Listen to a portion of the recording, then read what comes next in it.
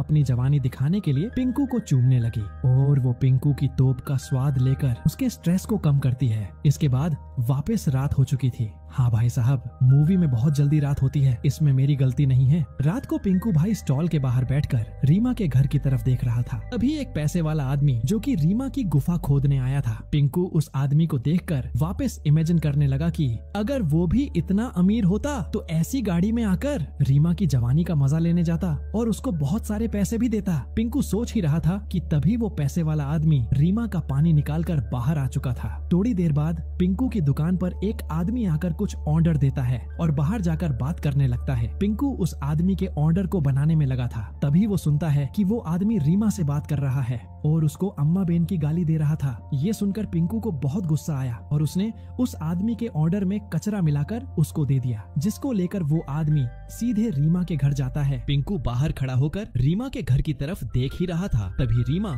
और वो आदमी बालकनी में आकर उल्टियां करने लगे। पिंकू को लग रहा था कि वो खाना बस वो आदमी ही खाएगा, लेकिन उसके साथ रीमा भी उल्टी कर रही थी। वो आदमी तबीयत खराब होने की वजह से वहाँ से चला जाता है। उसके जाते ही पिंकू भाई साहब जल्दी से रीमा के पास जाकर उसको सही होने की टेबलेट देता है, जिससे रीमा को थोड़ी शांति मिली थी। पर रीमा जल्दी ही पिंकू को अपने घर से जाने की कहने लगी, क्योंकि उसके पास कस्टमर आने वाला था जो उसकी गुफा में धमाके कर उसे पैसे देता। लेकिन पिंकू वहाँ से जाने से मना करके रीमा को सुला देता है और खुद रूम की सफाई करने लगा। तभी उसे वहाँ वही बैग मिलता है जो उसने कुछ दिन पहले रीमा को दिया था। पिंकू उस बैग को कचरे में डालकर वहाँ से निकल जाता है। अगली सुबह पिंकू ही दुकान संभाल रहा था, क्योंकि आज माया को काम था। तभी दुकान पर रीमा आकर खाना खाने की कहती है, तो पिंकू जल्दी जल्दी खाना बनाकर रीमा को सर्व करता है और रीमा के पास बैठकर उसे कहता है कि जाने मन में तुमसे शादी करना चाहता हूँ। मुझे उससे फर्क नहीं पड़ता कि तुम क्या काम करती हो या करती थी। लेकिन रीमा पिंकू की बातों को मजाक समझकर टाल देती है।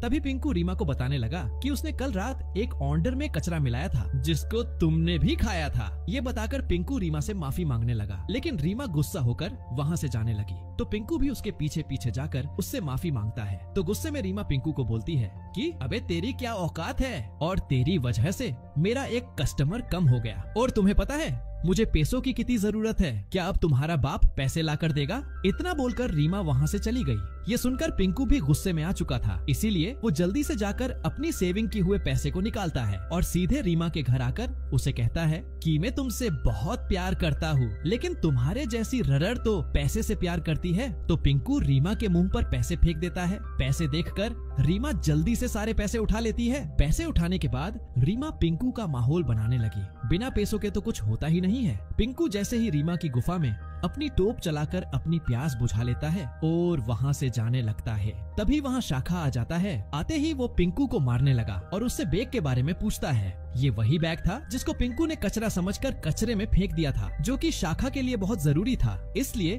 वो दबाकर पिंकू को मारता है। तभी वहाँ पुलिस का सायरन सुनाई देता है, जिससे डरकर शाखा वहाँ से भाग गया था। और फिर रीमा भी पिंकू को धक्का देकर बाहर निकाल देती है। बाहर आकर जब पिंकू स्टॉल पर जाता है तो वहाँ वो माया को जख्मी पाता है, क्योंकि शाखा ने माया से भी बैग के बारे में पूछा था। जब बैग ना मिला तो गुस्से में आकर उसने माया पर हमला कर दिया। फिर एम्बुलेंस आकर माया को हॉस्पिटल लेकर जाती है, जहां पिंकू तो उदास था, पर रीमा को इससे घंटा भी फर्क नहीं पड़ रहा था, क्योंकि वो पिंकू से प्यार नहीं करती थी। थोड़े दिनों बाद पिंकू अपनी स्टॉल के बाहर बैठा हुआ था। तभी वो देखता है कि रीमा किसी अमीर आदमी के साथ वहाँ से हमेशा हमेशा के लिए वहाँ से चली जाती है। तभी माया पिंकू के पास आती है, क्योंकि अब वो भी ठीक हो चुकी थी। माया पिंकू से कहती है कि चूतिए, मैं तुमसे अपनी गुफा खुदवाना चाहती थी, लेकिन तुमने मेरी प्यास की न समझा, न ही मेरे प्यार को, इसलिए मैं हमेशा के लिए ये जॉब छोड़ रही हूँ। इतना कहकर वो पिंकू को एक गिफ्ट देती है और वहाँ से चली जाती है। और बकचोदी के साथ इस मूवी की हैप्पी एंडिंग हो जाती है। हमारी वीडियो देखने के लिए आपका तहे दिल से शुक्रिया।